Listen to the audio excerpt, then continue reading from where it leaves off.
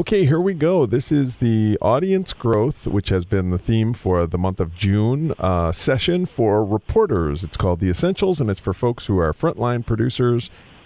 Obviously, we're looking for practical applications of audience growth techniques for your newsroom. So you're a reporter, and someone asks you, how can you individually drive traffic for us? Well, we hopefully have a few responses for you. And I will now turn this over to my boss, the Senior Director of Content, and that would be Jean Hodges. Jean? Great. Thank you so much, Tim. There's my picture. It's what I looked like when I was 10. And here's my Tim, picture when I was sunburned. Awesome. So we're going to get going on this. And again, thank you to all of you who have joined us. We do hope we have some reporters listening in, and we don't mind anyone else listening in too, of course. But we hope this is useful for you. I don't think we've ever done anything specifically geared toward how reporters can increase their own traffic. So kind of new stuff. So I hope you enjoy it and that it's useful. We're going to talk about why reporters are actually a part of the solution. So all of you reporters out there, we're going to talk about why numbers are important, because sometimes reporters don't have as much experience looking at them, and you might say, why should I care? And then we're going to talk about 5 ways that you can increase your own traffic with, actually, I'll sneak in an extra little tip at the end. So hopefully these will be really useful for you. But first of all, why are you a part of the solution? Well, there are a lot of things that are important about growing our audience. The most important thing is that we really want to reach more readers. And part of that is so that we can have a viable business. We want to, if we have a lot of people coming to our site, we can sell advertising. The more that we have, the higher the rates that we can charge. We can also, and a lot of newsrooms are really focused on this right now, build a loyal audience. And once you do that, those people are coming to you all the time. They should be paying for that content. We don't charge a ton, so that's really important. You also, as a reporter, I think that your goals are in line with those goals because you want people to read your copy. You don't want to write in a vacuum. And, I don't think it's exaggerating to say that our actual future as a democracy depends on us learning how we can adjust to changing audiences. And a lot of people are finding us online now. So how do we grow that audience so that we can have a viable business? Because you know what? We are important especially to our communities. We don't have a lot of people covering our communities. We're really the main source of news. And just being there and holding officials accountable, making sure they're spending taxpayer dollars wisely, all of that, so important. It's so important for us to get this right. And you need to do your part to help us. I was going to cue up some patriotic music there, Jean, but I didn't. Yeah. I apologize. Next time I'll be ready for it. That's okay. Yeah, we'll just hum, the Battle Hymn of the Republic or something. I don't know. So why the numbers matter? This is good for reporters to hear. But basically, when we talk about analytics, we're talking about readers. We're talking about the people who are coming to your story to read things. What are they interested in? And then how do we match that? How do we tell stories that keep them engaged and keep them interested in your work? Basically, this is actually the metrics that help us do journalism with impact, because you don't have impact if you write in a vacuum. If no one has read your story, where's the impact that comes from that? So you're looking to see what interests readers, what engages readers, and that can help you do journalism with impact. If you don't have any readers, you just don't have impact. So I can hear some of you thinking maybe, you know what, I think people don't read this story online, but they read it in print. And I would say I don't think that's necessarily true. I think online is really honest. It shows us what people in our community are interested in.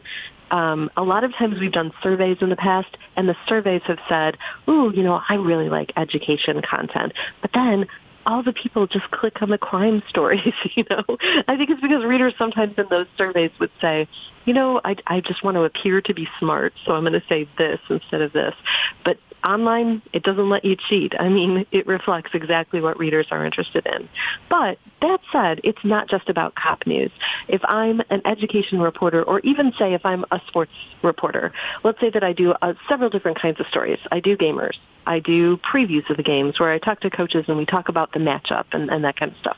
I do in-depth sports reporting. So I might do a big story on concussions in football, in high school football, or, what's going on with, Tim, what's another good one for sports in depth? You've got me on there. You had to come up with something on the spot. There's a lot of them. Coach, the one that was about referees. The referees, and bias, and Rockford did something really interesting with that. So anyway, there's a lot of in-depth stories. Should your kid play football? That was the one. Yeah. That was great from Tuscaloosa. Oh, my gosh. That's the one I was trying to think of. Little kids. Yeah, that was really interesting.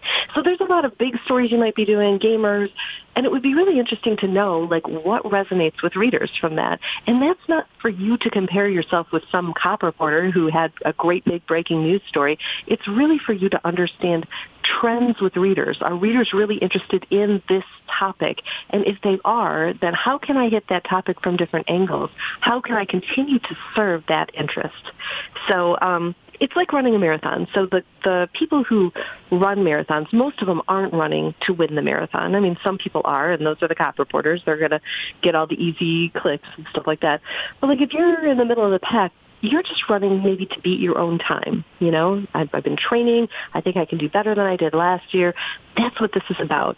It's comparing yourself to yourself, not to somebody else who's doing something. If you can grow your own numbers, that is going to help the whole.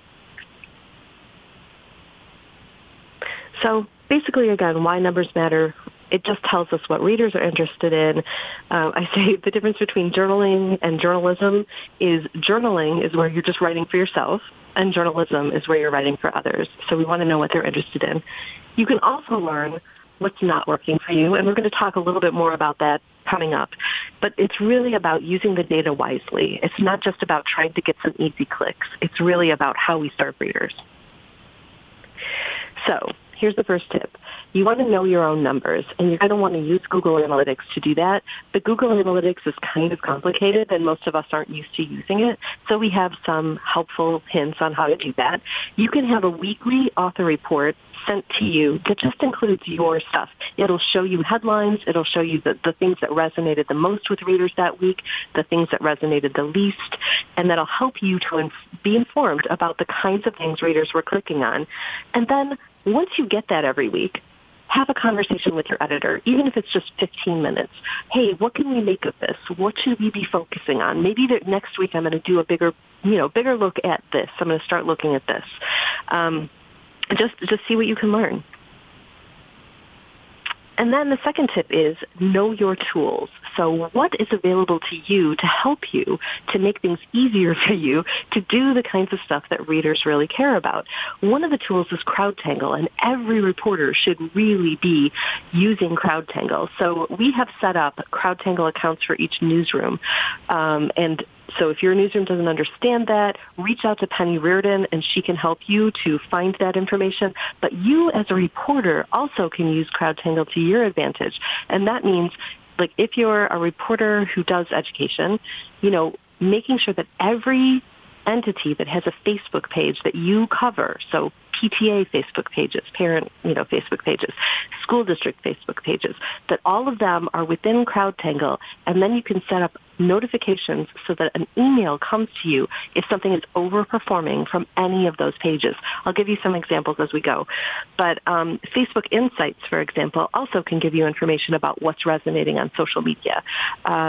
If you don't have access to that because you aren't an admin, you can ask them for reports just so you can see, or you can even talk to digital editors. For some of us in our newsrooms, though, pretty much everybody in the newsroom has access, and so that they can post their own stuff. And so then you can look at insights to see what are people engaging with, what are their comments, what are they commenting on, which ones are getting the most likes, and look for your content to see how that resonates with people. You can also take advantage of SEO training, again, that's search engine optimization, to make sure that your headlines are really matching your content so that people can find you when they're doing a Google search. There's a link there. You can click on that just to see some basics there. And then also Google Trends can help us. If you just Google that, Google Trends, basically it can help us finding keywords that people might use when searching for our content. And it is especially good, for example, if there's a hurricane coming to Florida, what are people searching for as they prepare for the hurricane? What are some of the keywords? It can help you not only to do a better headline, it might even give you ideas for better stories for your local readers. So it's a really cool tool that I don't know if we use enough. And let's say that you're not in Florida, but it's prom time, and so there are lots of these little promposals where people do these incredibly crazy things to ask somebody to prom these days. That's something that's a national trend, and so you can look on Google Trends just to see, again, how people are searching, and just make sure that you include your town name or your school name or something like that so that people can find the local information. So CrowdTangle, a little bit more on that because I think it's such an important tool. I talked a little bit before about how you want to create a list for your beat of all the organizations with a Facebook page and then create a notification each time a story overperforms on their page. You can play around with this a little bit because if you set that really low, you might be getting everything that they're posting and it's not that great. But you do want to see overperforming posts because if it's overperforming on say, or as I said before, your school district page, maybe that's a story that you could do a little brief on, and that can work to increase your own traffic. And why do we care about that? Because that means you gave readers something they were interested in. So here's some examples. So as I said before, education reporters, you're going to want to look for like those parent organizations and school districts. If you're a business reporter, you want to look for chambers of commerce, small businesses, any kind of organizations like that that have a Facebook page. Police and fire, look for the fire department, the police department. Think about who your sources are. If you're a health writer, it's the medical centers and things like that. So, you probably already follow these folks, but this is going to make it that much easier for you to know when they post something that readers are really interested in. So an example is, this is an example of there's two different ones that I like. One of them is there was an organization, it was a police department that had just a little, blurb about a traffic stop. They're going to do that over the weekend. They were notifying people that they were going to be doing stops, looking for seatbelt violations and things like that.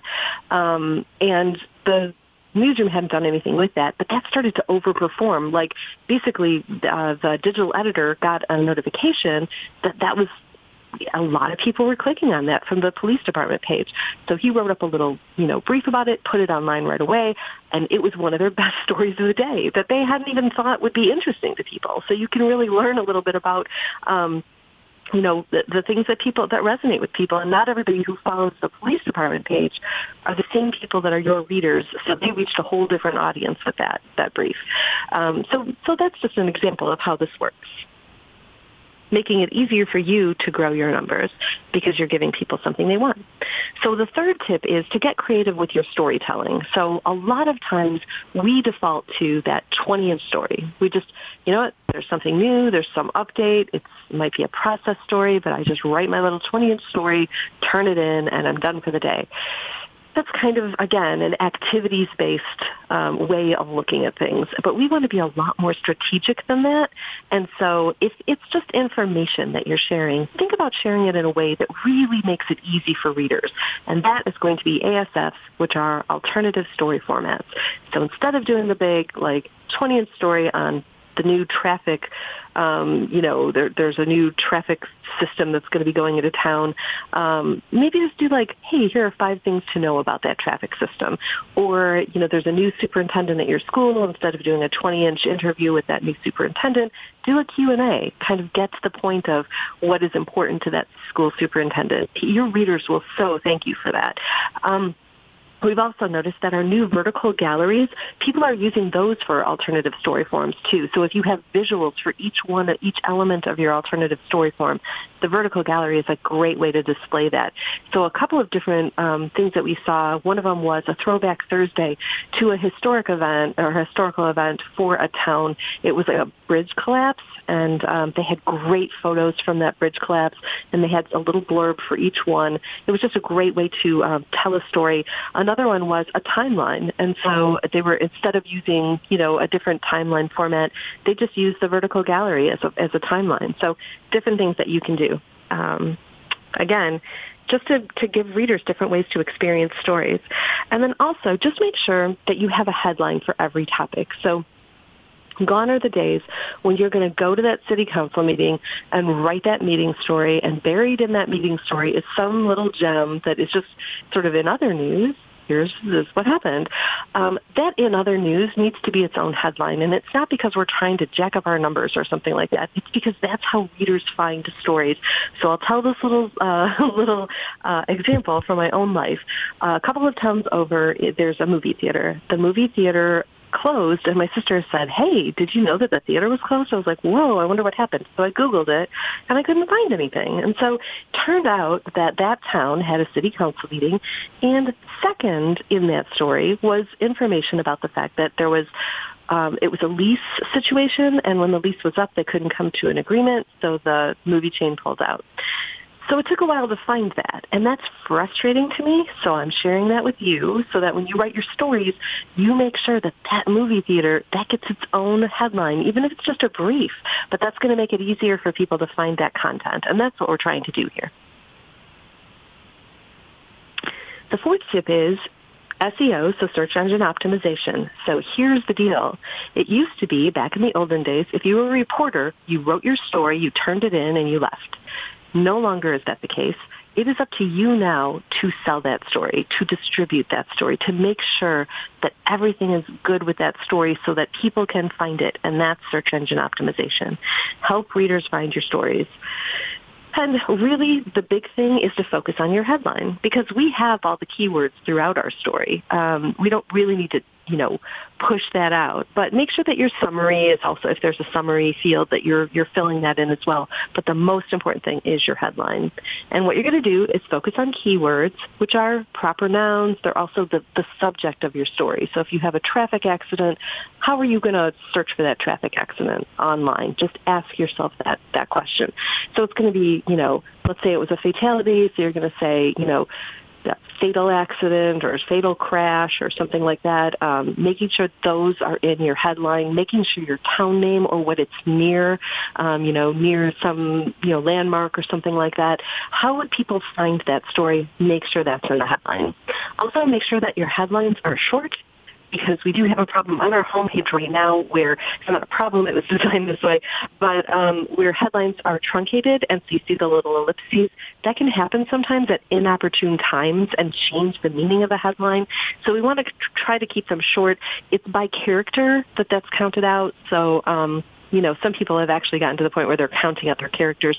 But most important, you just make sure that it's informative, engaging, short, and has those keywords. You may think that's a tall order, and I would just suggest that you go to CNN.com. They have excellent short headlines, not for everything, but you'll see a lot of them. Short headlines that have great keywords, and they are engaging. So check it out. And then also, this is the fifth tip, you're going to use analytics to nail the big stories. You can do this in a couple of different ways, but the first thing is that you're going to want to take a look at what rises to the top of your analytics. And again, this is going to be in your weekly report, so it gives you some context. So you worked on a bunch of stuff this week, you posted it, what comes to the top? Focus on what resonates with the readers, and then dig in deeper on the topics that you see coming up over and over again, because that shows reader interest, and that's something that you're going to want to do a bigger story on. And then hit different angles of those topics frequently. Again, that's part of Do Journalism with Impact. And then you can also look at stories that have little or no engagement, and you can ask why. If you thought it was a really important story, maybe the headline was really flat. It just didn't do anything. Maybe it didn't work on social media. Maybe it was actually just a process story that was boring and nobody wanted to read it. Don't settle for boring or bad. I mean, take a look at that and see what you can eliminate. And really, as a matter of fact, tackle the time thieves. What is it that sucks time out of your week so that you can't tell those big stories? Find a way, for example, to give readers just a quick update, not a 20-inch story on something. One way to do that, especially if it's just kind of a next step is you could do a little alternative story form that is, here's the issue, and you could actually say issue at the top, and then just one paragraph.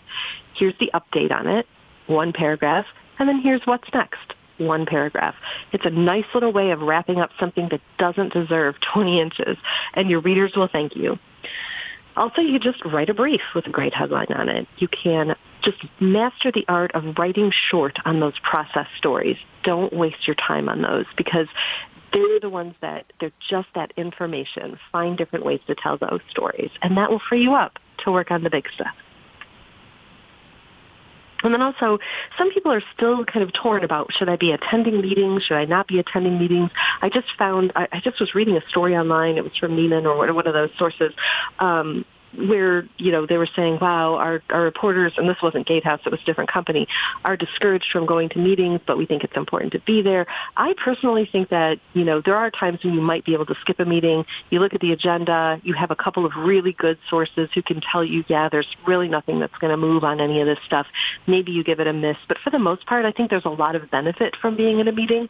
And the main thing is that you are not expected to write a story for the next day unless half the town is at that meeting, and they are irate.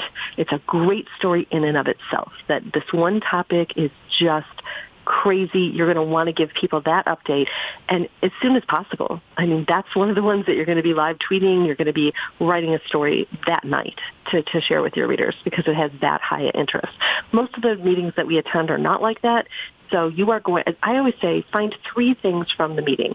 So one of them might be, maybe there's a story that you're working on, and it's kind of a context story. You're going to dig in a little bit deeper, and you just, that's on the agenda. They're going to be talking about it, and you want to get some good quotes from a lot of people at once.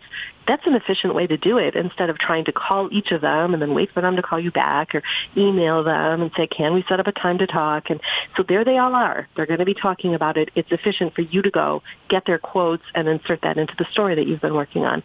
And maybe another thing out of the meeting might be something that comes up before or after the meeting where you're just listening to people talking about kind of things that are going on in town. So an off-agenda item. And then maybe a third thing is something that is on the agenda that it's new to you, and you're going to offer some context, do some more reporting, talk to readers about how that impacts them. And then, you've got 3 different kinds of stories coming out of that meeting. That's an efficient use of your time, but it's not a story for the next day. And then here's the bonus tip. So you've just gotten through the 5 ways that you can increase your traffic. But a bonus tip is make sure that you have related links, related content on each of your stories. So a reader has said, hey, I'm interested in this story. Give them more. Give them something to click on next. And the cool thing is that on that story, if you get somebody to click on another thing, you've doubled your traffic for that story. So, the person came in, you gave them something else to see. So if someone clicks on one link, make sure that you give them something else. So links are there to serve readers topics they're already interested in. And also, if you're doing a series, just make sure, I've seen this problem a few times, but make sure that you are linking back and forth throughout the series. So you have the first story that goes up, and then the second story links back to the first. But make sure that you go back to that first story and link it to the second and the third and the fourth. So you're linking all around. Every story in the end should have links to all of the series. Again, that's how people come in through the story. It's not like the newspaper. It's different. So people might come into the second part, and maybe they missed the setup. So make sure that link is there for them. And also, look for opportunities during breaking news. A lot of eyes are going to be on your story. Make sure that you have links that are relevant to that. And one of the papers that does this really well is Daytona Beach. They had a plane crash, for example, and this little image that says related content has more information about the plane crash, about some kind of crack in a plane, maybe about previous plane crashes. So again, just giving readers more context. And another, the Columbus Dispatch also does this really well. They recently had a story about an Ohio State fraternity that was suspended, and this is the first one, so they're giving you related content about when this has happened before. And again, it's just more information that readers would be interested in if they clicked on that first story. So I hope that was useful for you. And what you are going to get by signing up to this is a link to the video for this so that you can watch it or share it with others, a link to slides so you can actually do your own training in your newsroom if you want to, share this with other reporters. And also, just for anybody who's on this who is interested in learning more about newsroom workflow, we do have a training session next week. It's also at 1 o'clock Central. It is also on a Thursday. Make sure that you click to register for that. We will have a lot of great tips and a brand new tool to release then. So make sure you're there for that. And with that, we are all set. I do hope you have a great day, and I appreciate your time today. I hope it was useful. Thank you.